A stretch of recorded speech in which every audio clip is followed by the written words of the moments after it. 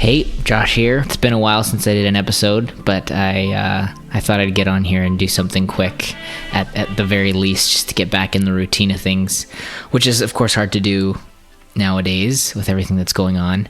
And I am working from home like most of you are, so that's why you'll hear my kids in the background. And my family actually does have the virus, which has been interesting. Luckily for me and the boys, at least, it hasn't been severe, and so our little ones, they just kind of had some coughing and sneezing and runny noses, and that went away fairly quickly. So that was a real relief to me and Jimena, to my wife and I, of course. And I haven't really experienced severe symptoms at all either, just kind of a flu feeling for a few days. But my wife has had a lot of trouble breathing. There's days where she's made it halfway down the hallway and she just had to sit on the ground. So that's been a little scary. And what has made that more overwhelming is seeing so many people not taking it seriously in our area. And we're looking outside and there's people out and about as usual. And online we're seeing people are out at the parks in our neighborhood. And I think for a lot of people that are taking it seriously, you kind of feel like you're crazy. And because you're not around people and you're at home alone, it just feels like you're missing out on everything and everyone else thinks you're nuts. And so this has just been and this is all compounding the fear of what's really happening in the rest of the world. And so it's just crazy. It's crazy times. And I think a lot of other podcasts are kind of taking a break because, I don't know, everyone's trying to be careful.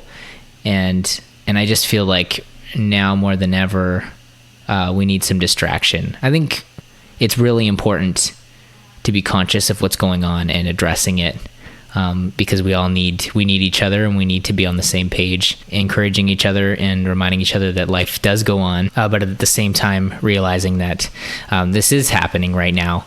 And so I'm not going to talk about this the whole time. I want to talk about some things I've been thinking about lately, specific to bootstrapping a company, which I just think we need a little distraction. So anyways, I'll get into that. But that's a bit of an update on me and the family right now. Oh, and sorry, to wrap that up a bit, my wife went in for an x-ray and she isn't getting pneumonia, which is one of the things that some people are experiencing as a later stage of the virus. It's turning into pneumonia, and that's how it becomes serious and dangerous. And so we found out that we've ruled that out. That's not the case with my wife. So she's we're really grateful. That was actually, she just walked in a couple of minutes ago to tell me that she got a call from the doctor about that. So that's great. So now it's just kind of, we just gotta keep working through this and be careful and stay healthy and ride it out. So with that said, what I wanted to talk about today was an interesting differentiator I see businesses taking when you're entering a crowded market or a market where there are other competitors.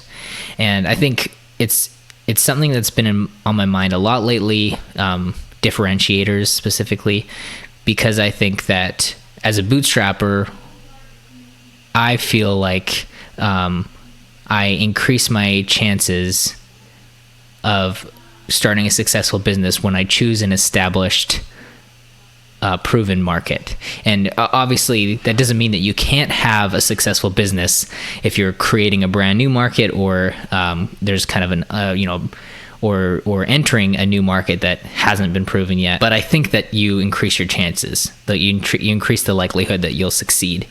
And so that's kind of what I'm going for if I'm going to start a new business. And specifically right now with Upscribe, as I've kind of been trying to figure out, where to go from here with that, how to move forward with that. Differentiators has been something that's been on my mind a lot lately. So one of the differentiators that I've seen people use that I think is really interesting is just building a product that's really hard to create. It's hard to make. And so a few companies that have done that as examples, like Tuple. Tuple's built this amazing pair programming software, and there can be competitors, and there may be competitors, but there's not going to be a lot of them, because it's a very difficult product to make, and especially to make it as well, make it as good as they've made it. And so that to me is a really great differentiator. You're building something that's just very hard to create, and so it's not likely that there's going to be a lot of people that are going to come in and take your market. Another example that would be like Google Maps. It was just a very difficult thing to do, map the entire world. Or Street View would probably be a better example, is taking 3D pictures of all the streets in the world. There aren't going to be a lot of people that are going to do that. Are going to come in and try and compete for that. Of course, they're giving it away for free, but it is, I feel like it's a good example. Another example would be like, I feel like Browser Stack, or I think Sauce Labs is another one, where it's a client browser testing tool.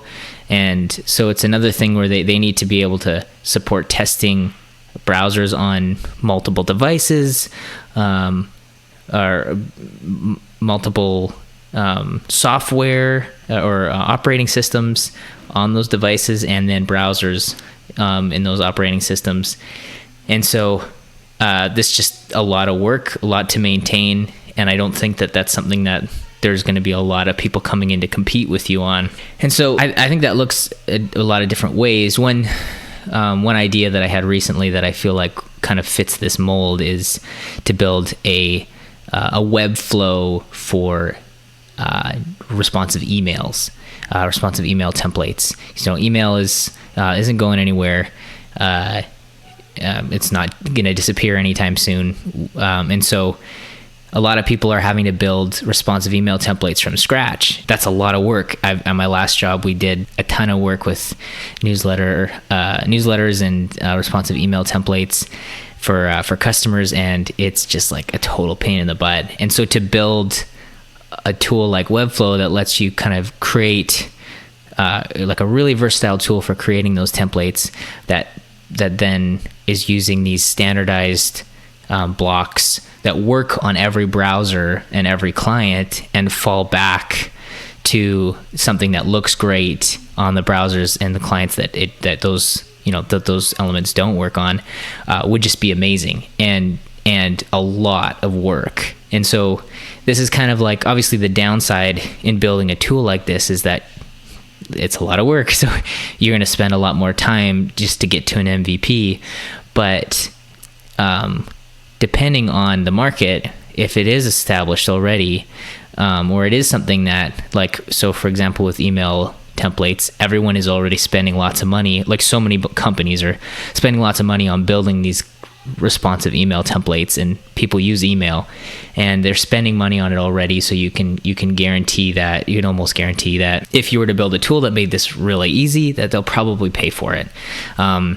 Whether they'll pay ongoing or not will probably depend on how often they need to create new templates, of course. But I think it's a good example of a way to differentiate. Anyways, that's kind of something that I've been thinking about a lot lately. Would love to hear your thoughts on that.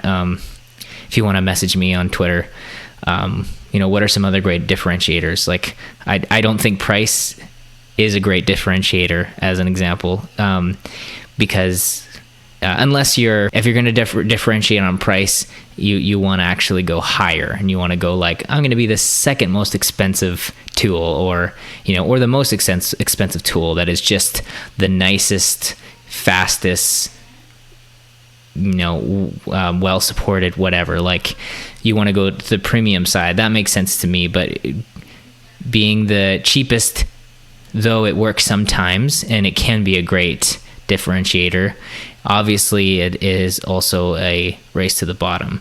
And so and